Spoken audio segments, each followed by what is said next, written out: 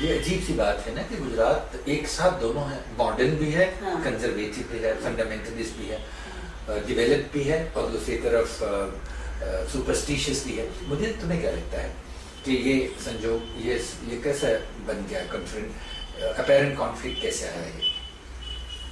क्या इसमें quick fix money और पैसे का चलन बहुत ज्यादा है?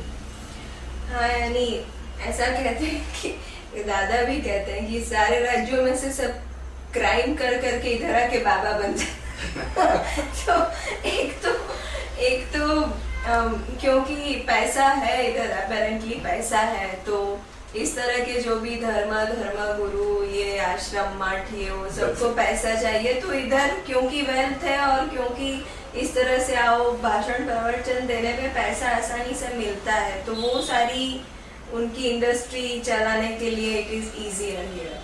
तो वो तो है ही। दूसरा, शायद मुझे ये लगता है कि पहले गुजरात की जो एक महाजन परंपरा थी, तो उसके वो धंधा व्यापार तो इधर था ही, लेकिन उसके साथ काफी एथिक्स भी थे कि ये तो चीज आप कर सकते हैं, ये नहीं करनी चाहिए, या बहुत सी चैरिटी करने का भी था ये वो। तो वो एक पूरा कल्चर बदल रहा है। और उसके साथ जो बिजनेस के साथ आने वाली बदियां भी बहुत बड़ी है। तो वैसे अंदर से तो आदमी को पता तो चलता है कि ये सब हम गलत नहीं करते, वैसे ऊपर से बड़ी स्किन मोटी कर ली है तो टच नहीं, लेकिन कुछ कुछ तो खटता होगा अंदर। तो इसलिए शायद ये बड़ा हो कि इतना कुछ गलत कर रहे हैं तो कहीं जाके थोड़ा सा करने के लिए भगवान को भी खुश कर ले। तो मुझे लगता है कि वो शायद वजह हो सकती है कि ज्यादा जाना और ज्यादा किसी गुरु के पास जाना या मंदिर में जाना या घर में पूजा हवन वगैरह करवाना, तो कुछ गलत कर रहे हैं तो शायद ये कुछ करके कुछ थोड़ा धुल जाए। तुम कुछ कह रहे थे नीरज? हाँ, यानी मैं भी कुछ कहना चाहता हूँ। यानी पहले ऐसा था, यानी महाजन प्रथा। मैंने स्वामी आनंद एक गांधी जी के फॉलोअर थे और एक बहुत बड़े साहित्यकार, उनकी किताब पढ़ी थी कुल कथाएं। उसमें लिखा था पहले काफी बड़े बड़े सेठ थे काफी, तो उनकी लाइफस्टाइल में और आम आदमी की जो जीवन शैली है उसमें खास वो नहीं था, फर्क नहीं था।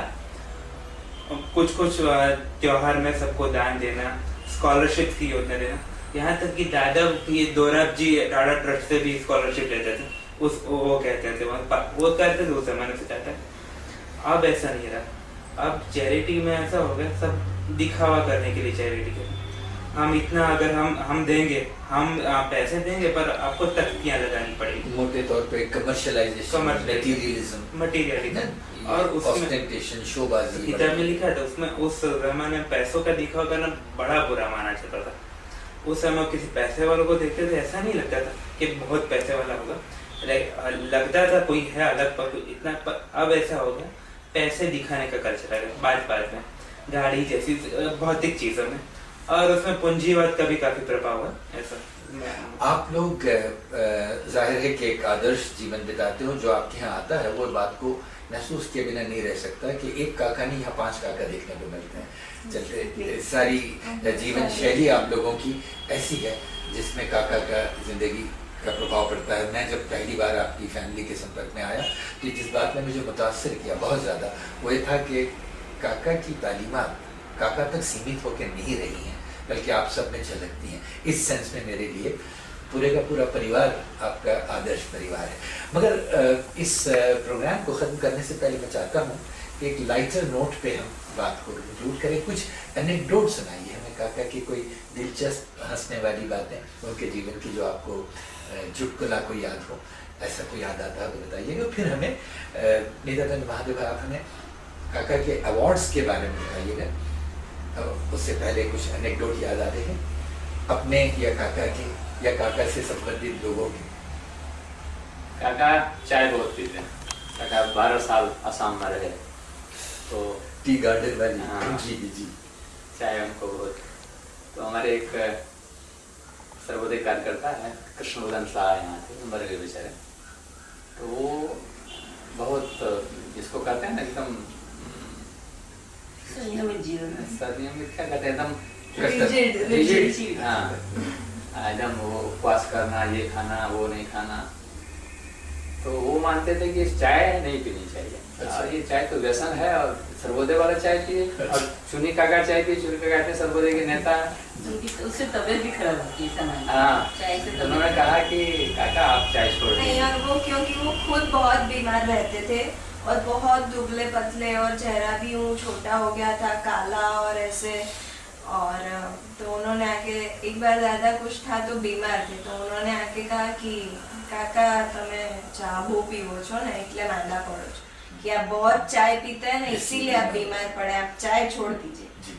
तो दादा ने कहा कि तुम्हारा चेहरा देखो और मेरा चेहरा देखो, ज्यादा अच्छा फर्क नहीं होता है, फिर तुम मुझे चाय के बारे में।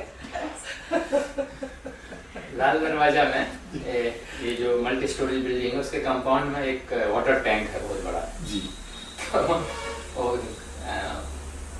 काका कहते थे एक बार कि इतना मजा आ जाए यदि इतने बड़े कप में मुझे कोई चाय